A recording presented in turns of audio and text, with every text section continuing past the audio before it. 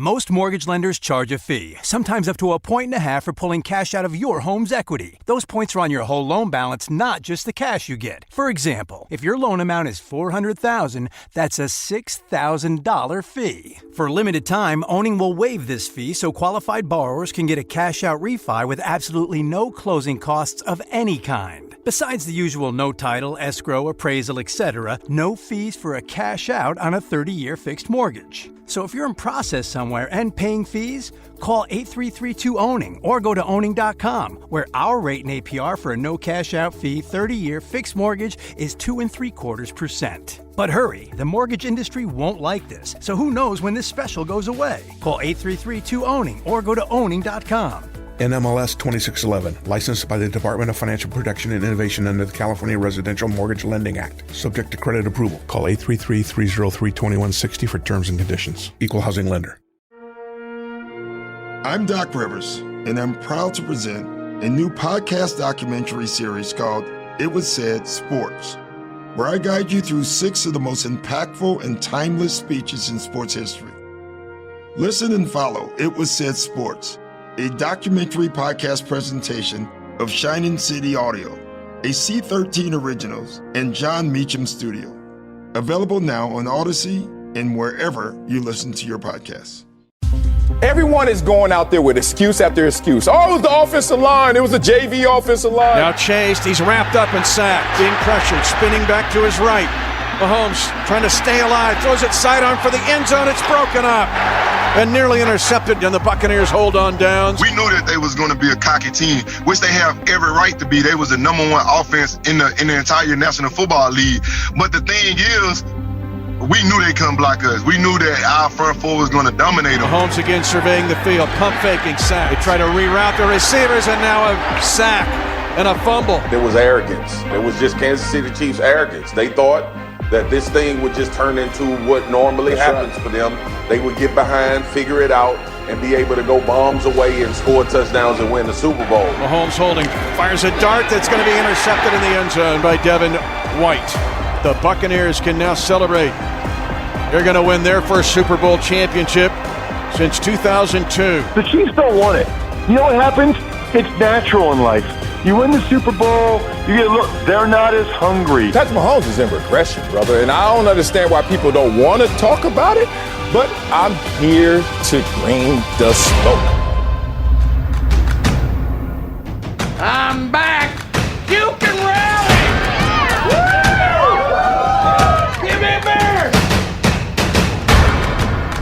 I think right now everybody's more motivated now than we were before we won a Super Bowl. I think everybody's still got a bad taste in our mouth on how we finished the season last year. And it's just, that's fuel on the fire. Mahomes fires for the end zone. Caught.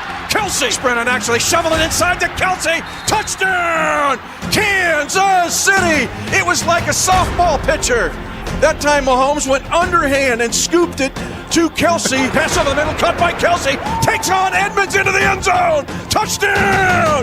Kansas City! Mahomes to Kelsey. What's new? You're never as good as you think. You're never as bad as you think. That sport, we're a better team than the sport. It'll be okay. We can learn a lot from this. Big chase. Chris Jones has him and takes him down. Stands tall in the pocket. He stands tall no longer.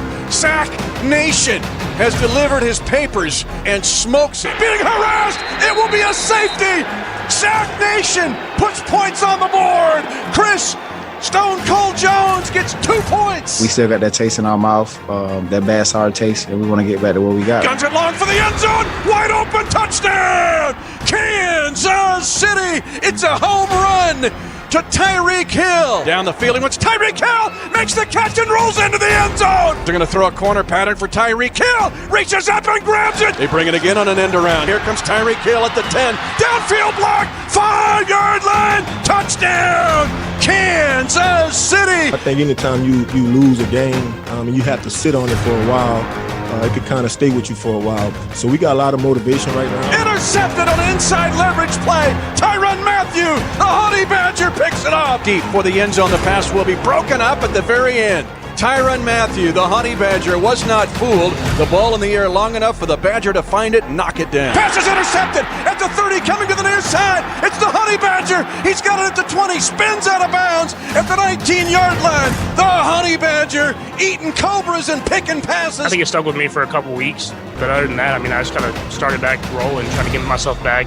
to be in this position now where I can go into training camp fully healthy and having the mindset of we're going to have to push to be even better this year. Deep throw down the middle, wide open, touchdown! Kansas City, a 49-yard bomb. Now he'll keep the ball and trot into the end zone. Touchdown! Kansas City, a 3-yard touchdown run by Mahomes. Knowing Pat like I do, I think he's going to take the disappointment of the Super Bowl and raise his game to another level. And right now, Patrick Mahomes dealing the cards everywhere, calling all 4 suits. Holds it, now being pressured. Now scrambles to the right side, still trying to look to throw. He fires and it's caught! Touchdown! Kansas City off the scramble, staying poised. It's tough. I mean, that's a tough thing even to get back to this game. It's tough. But we've got to play better. We've got to use it as motivation to help get ourselves back again. Your juices will be flowing. I'll have to calm myself down a little bit. How about those Chiefs? Hey, hey! Yeah, I got goosebumps. I'm not going to lie. And the air conditioning's finally working right in here, so it's not because of that. Great job, Ryan. Tip of the cap to you, my man, for putting that together. How about that? Was great. Told you I was busy yesterday. How about that, Ryan? Ryan put in all the work on Thursday, so he didn't have to work on Friday. Right, that's what we always do. Yeah, quitting time. He's always there. We had to move. We had to move Who We Talking About to 9:30, so I got to hang around until then. That kind of sucks. You coming back at 2:30 for the snow cone truck? I was contemplating it, but no, I'll be drunk by then. So yes, Who We Talking About at 9:30 today. We had to, take care of some business from Clark Hunt. Yeah, who joined us during Who We Talking About. We should have had him play Who We Talking About. We should have had Clark play Who We Talking About. Thinking about it. In hindsight, if I could have done it all over again, we would have done it. Yeah. And then we could have had him guess who Andy was talking about. But Who Are You Talking About at 9:30? Instead, we played Brett Veachtown, which he loved. And said if we could get a different voice for it, he'll play it. That's not what he said. We have audio proof of that. He said he liked the lyrics. He said he liked the lyrics. I told you, I'm the Bernie Taupin for whoever's going to sing that song. I don't know who that is. You don't know who Bernie Taupin is? The guy who wrote every Elton John song ever? Oh, okay. Yes, I do know who that is. Yeah. He was great in Rocket Man. Yes. You know, Elton John has a new album coming out in October. I'm aware. Yes, his farewell I'm excited. Tour is on year 4. No, it's not that. It's called like From Behind the Mask, I think is what he's called. And he's got like a mask on. And he did like all kinds of duets with just random people. Didn't ask Eddie me. Vedder, I'm very excited. Didn't ask me. Doobie-doobie-doo. Brett Veachtown. We could do a nice compilation of that. You doing doobie-doobie-doo? Yeah. Bink and Carrington will join us on the roundtable coming up at 9 o'clock as well. Also scheduled to be joined by Sean Barber coming up in just a few minutes. He's out on the flag trail today, selling flags. Never heard of him. He's the Survivor champion. That's right. I don't know if you've heard it. He's been in the promos. Oh, we're not going to talk to him about that. No, we're not. Definitely. Okay. I'm not bringing that up. No chance. Can't do that. No chance. Did he the Cowboys last night? No. Brisket. You got to risk it to get the brisket. Hamburgers. You got to risk it to get the brisket. Barbecued beef ribs. You got to risk it to get the brisket. Well, I hope you folks enjoyed yourselves.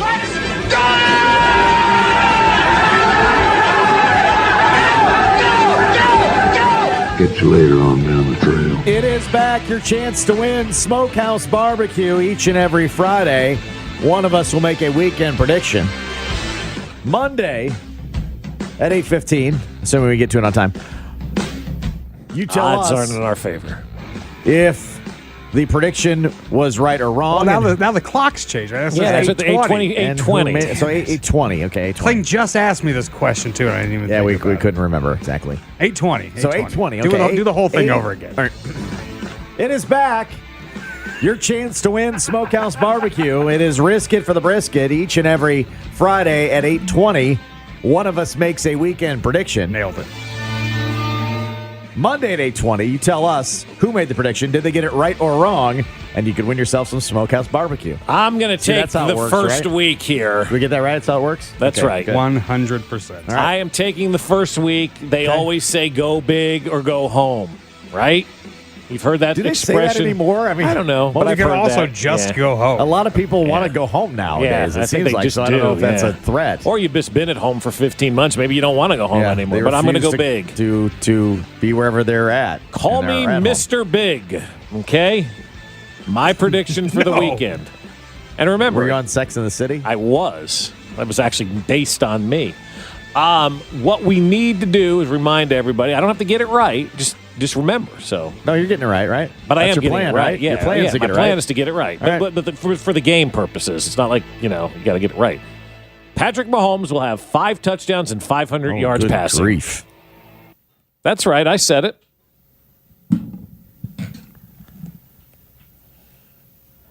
Against the Browns or like over 2 weeks or what? Against the Browns. Okay, Against right. the Browns it is on the weekend Sunday. prediction. Yes, All right. yes. 5 touchdowns, 500 yards. Um, I think Patrick Mahomes is going to look up at the screen like he did last night with his notepad. Took all those notes on what Tommy was doing last night, Dakota Prescott, all those guys, what they were doing last night. I can do better than that. First of all, I'm going to eliminate the interceptions. Second of all, 5's a nice number. 500's an even better number. And all those Marcellus Wiley doubters that we heard out there, bring it to the throne of Patrick Mahomes. He's crushing all of your hopes and dreams. Everybody knows, who Pat is. That's right. Yep. So remember, Fesco predicts Patrick Mahomes will throw for 500 yards and 5 touchdowns. Shout out to Pat Mahomes. 8:20 on Monday. You tell us who made the weekend prediction and did they get it right or wrong. That's Win right. yourself some Smokehouse Barbecue. Pat Mahomes.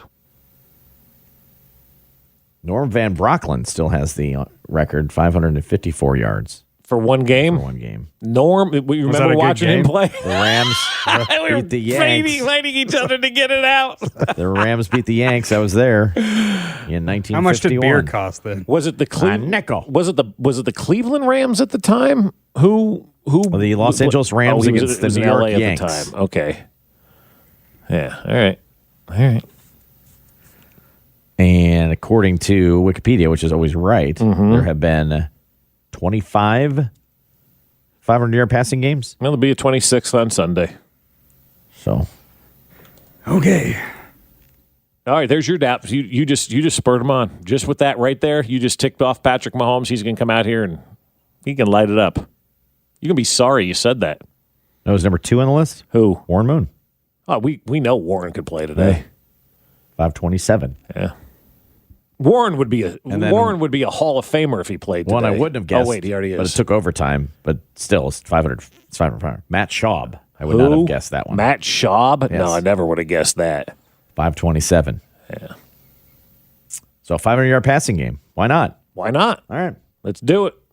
All right. No, because everybody's talking about what Prescott and Brady did last night. Patrick Mahomes wants to be better. It's going to fuel the fire. It's going to fuel watching the fire. last night's quarterback shootout. Absolutely. Patrick's watching that going, anything you can do, I can do better. I can do anything better than Dak. No, you can't. Yes, I can. Aiden Diggs will want to meet him. Oh, God, yes. And then Tom, the way he played in the Super Bowl. Yeah, we'll be fine on Sunday. All right. So remember that 8:20 coming up on Monday for your chance to win Smokehouse Barbecue. All right, it is time to talk to former Chiefs linebacker, I should say, Sean Barber, forever linebacker. Yeah. You want to suit up on Sunday, Sean? I like that forever linebacker term. I'm going to go by that. No more former. I am the forever linebacker. But I did have an opportunity to see a guy who wore 59 a little bit better than me. Donnie Edwards was out in the corner selling the flags here at Union Station. Amazing amount of alumni came out to celebrate not only the Hall of Honor last night, but Red Friday this weekend to open up the season. Amazing. Take us behind the scenes a little bit, man, to some of the conversations you're having with the alumni and what they're feeling now about this organization. I mean, it's about legacy. It's about how do you go from being a legend to creating a legacy.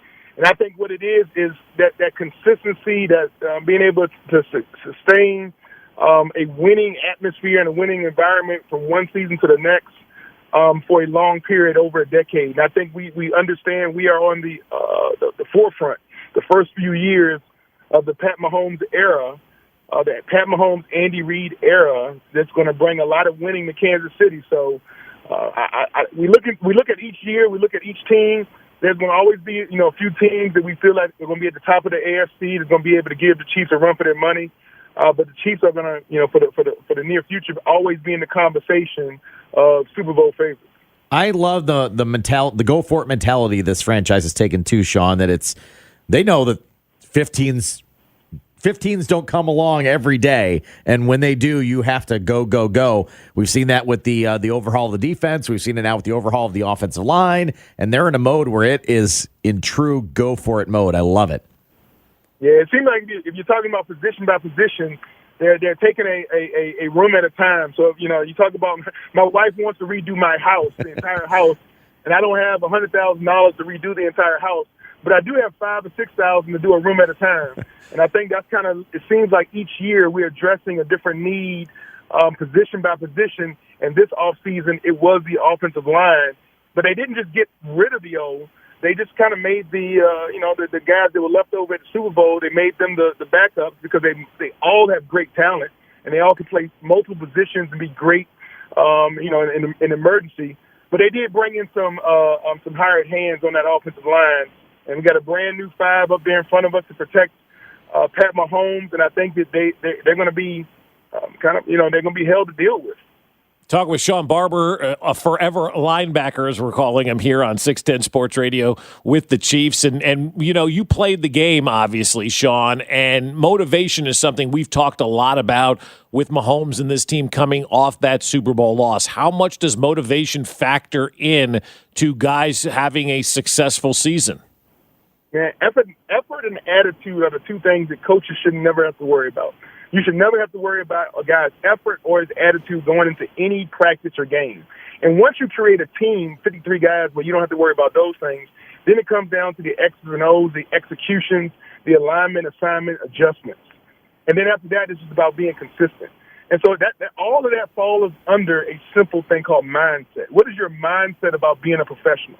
How important is it to you, each individual player on the team, to know your job and then to execute it at a high level? And Andy has come in and created a do or die type mentality. When we talk about the mindset of our players, you have to come in ready to perform at the highest level, because you know who's doing it, Pat.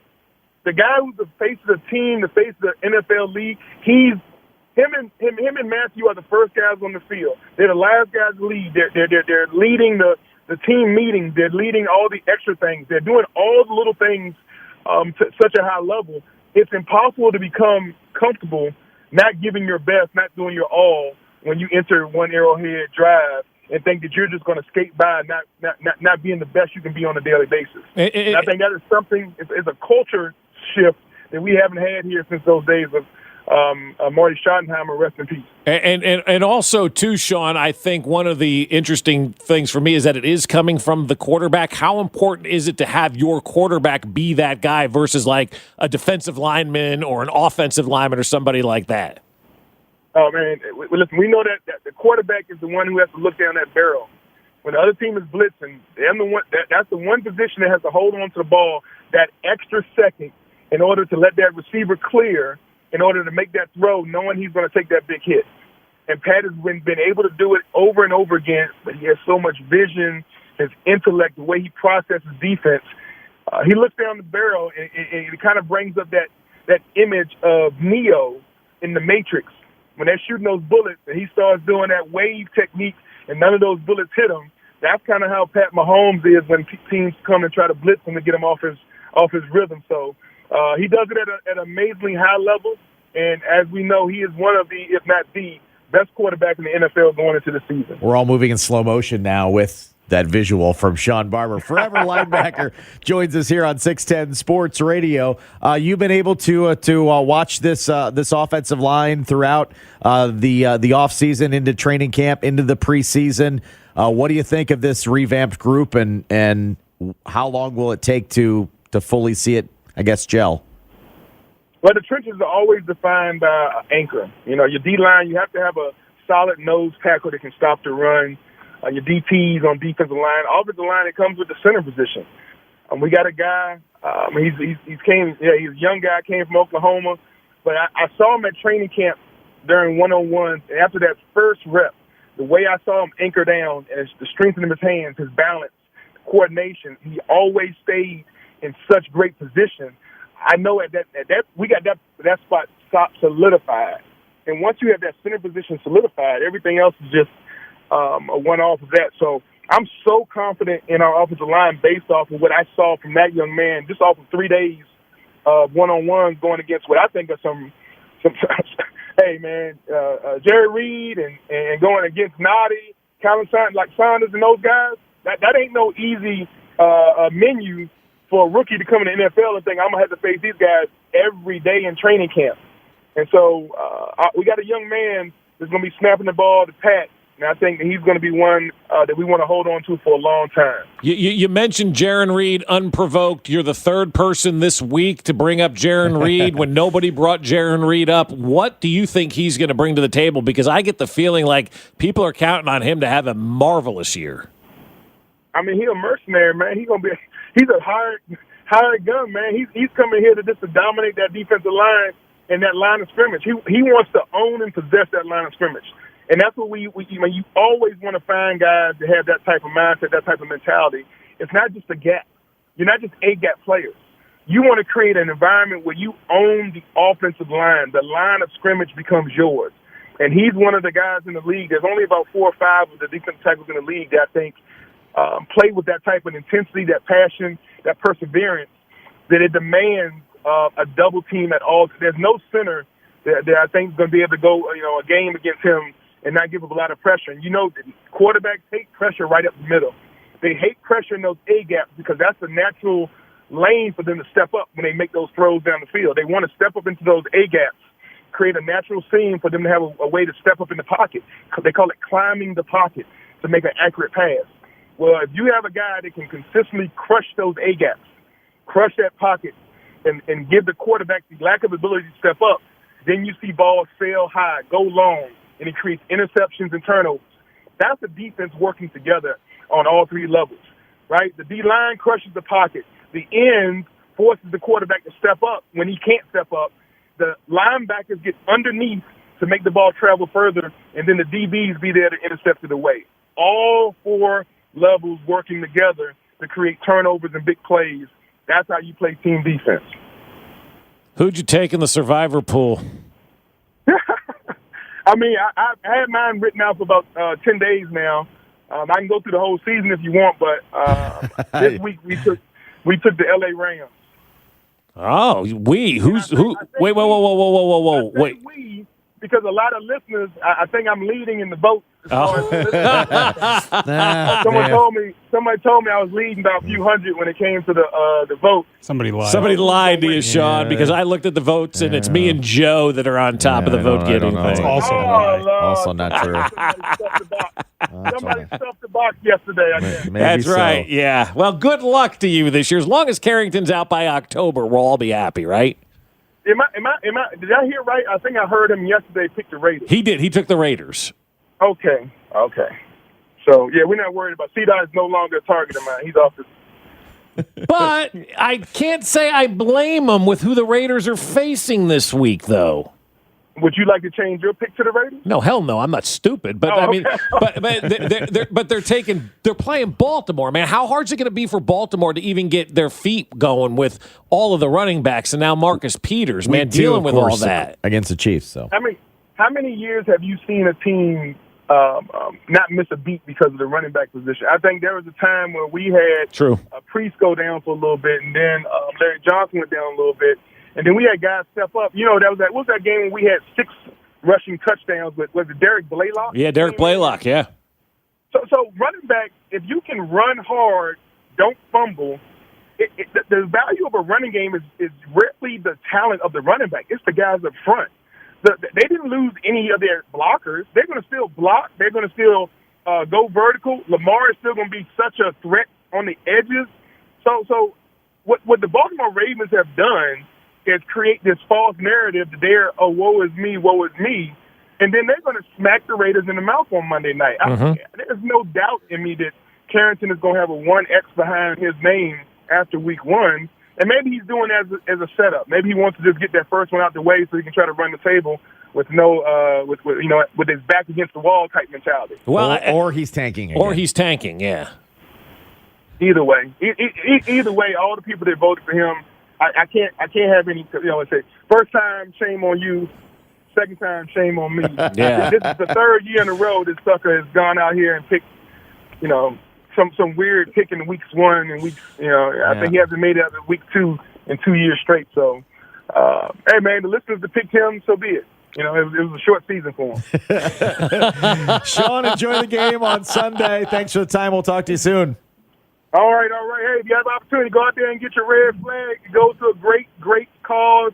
And if you can't stop, give us a horn, do something, let us know. I'll be at Community America in Alexa from 11 to 1. So I look forward to seeing some guys out there and get some flags signed. Sounds good. That's Sean Barber, forever linebacker. That's right. I love that term you came up with, Josh. That's really good. Forever linebacker. I always say that. Former chief. Yeah. Forever chief. Forever chief. Maybe we just start calling everybody that now. I think that's a better way to go. Because I don't think you these want to be guys a former or anything, especially because all of the alums.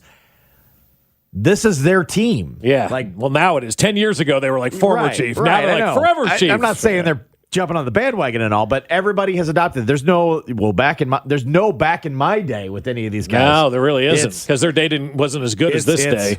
Wow, this is awesome. I want to be a part of it. Yeah. And I like how they've all, I don't want to say adopted, because they're members of the franchise. So it's not like they're adopting it, but how they have, kind of embrace this. They want to be part of this team as well. So I think it was Sean at the beginning of the segment mentioned Donnie Edwards was back. I'm like, man, there's a name I haven't heard in a while too. Like you're starting to get some of the guys back that maybe left and they're like, screw that place. And now, this is the place to be. I want to be back. I want to be welcomed back in. And I think the Chiefs are doing a great job. Of anybody that played here, man, you are welcome to come back and be part of what we got going on. 913-576-7610. Be caller number 4 to 913-576-7610. You're going to win a large specialty pizza from the other place. That's right. That's how we do on a Red Friday.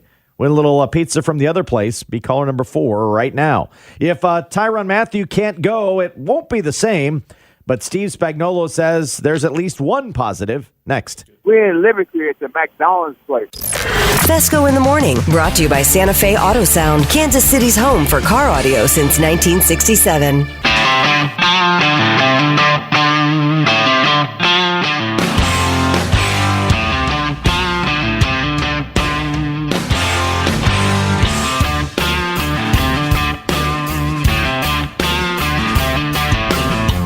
Up in the air right now, and it's a little bit challenging to game plan for, but we've got plan A and plan B.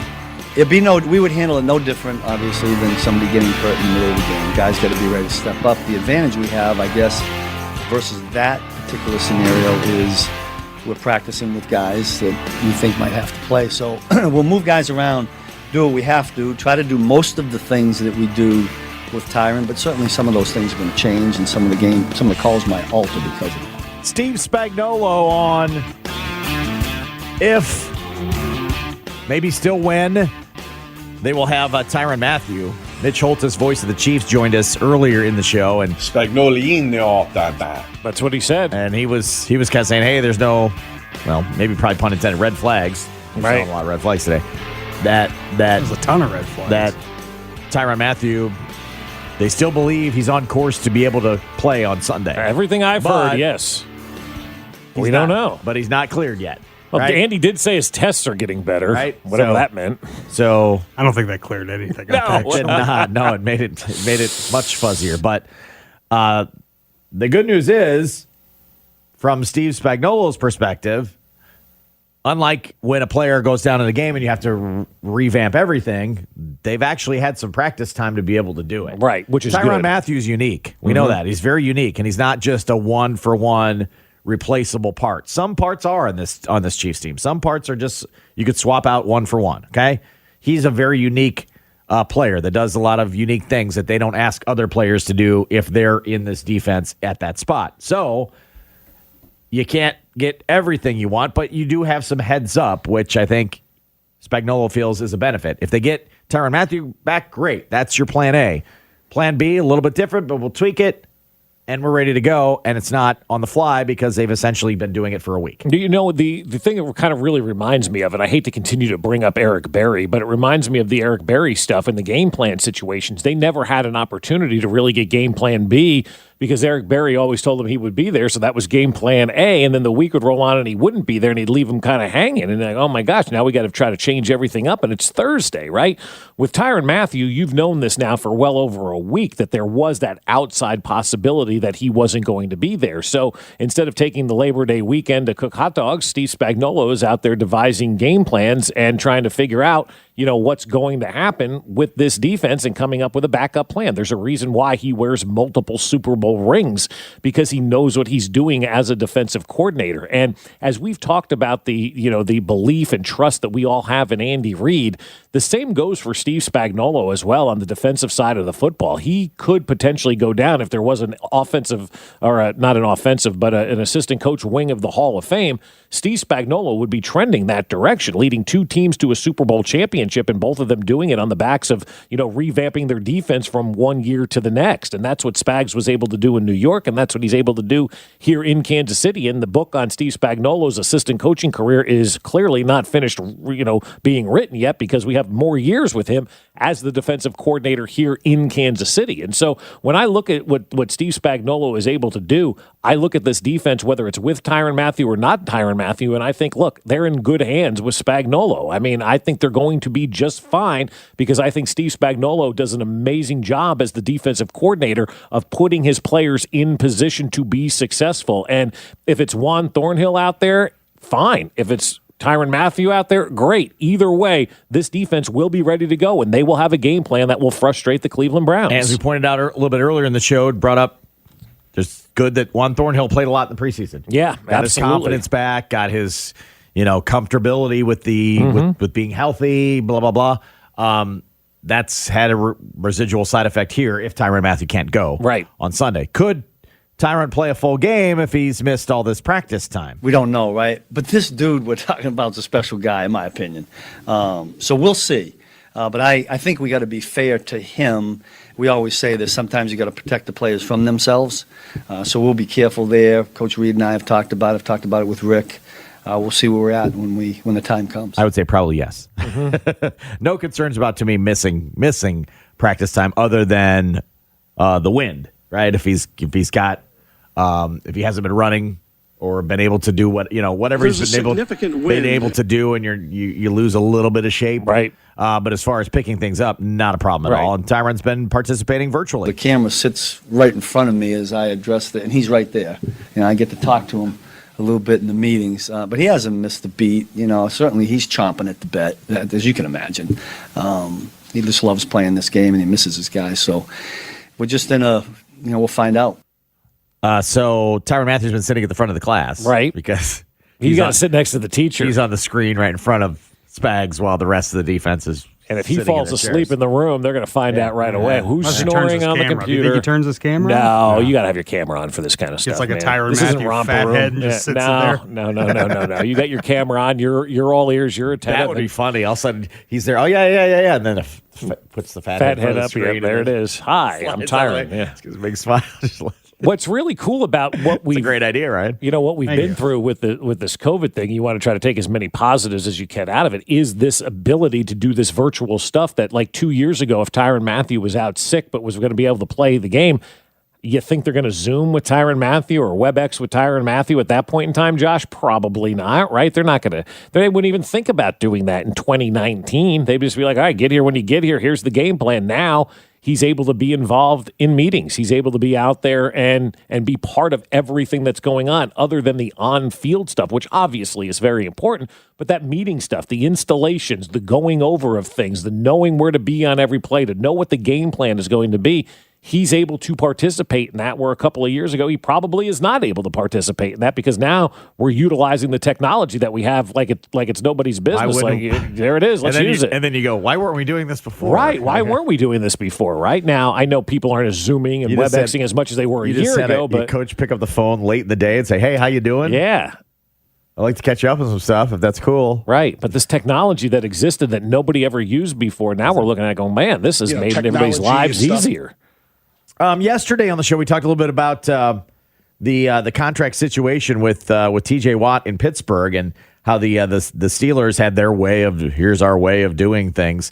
And then suddenly later in the day, T.J. Watt's got a new contract, and a big new contract. A big new contract, yeah. A lot of money. Like what, $80 million in guaranteed money? Yeah. How would you like to have $80 million show up in your bank account in like 10 seconds? I'd take it. I'd take 80 at this point. Yeah, $80 or 80? Just $80. Yeah. And then bonus too. Yeah. And then his brother's hitting him up for, hey, you gonna pay off those IOUs? Yeah, that was really good stuff. Yeah. But then it turned out he overruled, according to Adam Schefter, overruled his agents who believed they'd get him more money, went into the office and said, let's get this deal done. Yeah, absolutely. I think that's cool. Which is always kind of cool to hear. You wonder how many deals over the years agents have screwed up. Like, what would you say percentage-wise agents have screwed up for the player? Where they just wanted to be there, but the agent's like, no. Just Le'Veon Bell's. That's all. That's just Le'Veon Bell's. Is that the only one in the history of? No, I bet you it's about 10 to 15% of deals probably that have gotten done over the years where players are like, I don't want to go to Philadelphia. I want to stay in Kansas City. Yeah, but they're offering you more money to take this deal, and then you end up signing a deal that you don't like. And the agent screwed you. I think it happens a lot because T.J. Watt just walked in there, slammed his fist on the desk, and said, you got a deal, let's get it done. And signed the paper, was out of practice. And still got a good deal. Yeah, and still got a great deal, right? It wasn't like he took a massive cut to do it. But how much more money could you have held out for? I mean, you got $80 million in guaranteed money. Is the agent pushing for an extra $1 million? What's going on here? Agent's got to pay the mortgage, man. No, I understand. That agent could be looking for a new client, though, because if I'm T.J. Watt, I fire his ass. Got to keep that cut. Our Chiefs roundtable. We give him a hard time a lot about, strolling in here 5 minutes. Carrington Harrison, first one here today. Yeah, can you believe that beat Binkley? Not many people beat Jay Binkley anywhere. C-Dot from The Drive, Jay Binkley from Bank at Night. They'll join us on the Chiefs Roundtable next. Fesco in the Morning, brought to you by Santa Fe Auto Sound, Kansas City's home for car audio since 1967. I'm Erin Ryan, political commentator, comedy writer, and host of Crooked Media's Hysteria. And I'm co-host Alyssa Mastromonaco, former White House Deputy Chief of Staff for President Obama. Each week on Hysteria, we are joined by a team of hilariously opinionated ladies to discuss the headlines from the serious to the absurd. We cover everything from reproductive rights to rom-coms and break down the political news of the week and cultural stories that affect women's lives. New episodes of Hysteria drop every Thursday. Listen on Odyssey, Apple Podcasts, or wherever you get your podcasts. Most mortgage lenders charge a fee, sometimes up to 1.5 points for pulling cash out of your home's equity. Those points are on your whole loan balance, not just the cash you get. For example, if your loan amount is $400,000, that's a $6,000 fee. For a limited time, Owning will waive this fee so qualified borrowers can get a cash-out refi with absolutely no closing costs of any kind. Besides the usual no title, escrow, appraisal, etc., no fees for a cash-out on a 30-year fixed mortgage. So if you're in process somewhere and paying fees, call 8332-OWNING or go to owning.com, where our rate and APR for a no cash-out fee 30-year fixed mortgage is 2.75%. But hurry, the mortgage industry won't like this, so who knows when this special goes away. Call 8332-OWNING or go to owning.com. NMLS 2611, licensed by the Department of Financial Protection and Innovation under the California Residential Mortgage Lending Act. Subject to credit approval. Call 833-303-2160 for terms and conditions. Equal housing lender. I'm Doc Rivers, and I'm proud to present a new podcast documentary series called It Was Said Sports, where I guide you through 6 of the most impactful and timeless speeches in sports history. Listen and follow It Was Said Sports, a documentary podcast presentation of Shining City Audio, a C13 Originals, and John Meacham Studio. Available now on Odyssey and wherever you listen to your podcasts.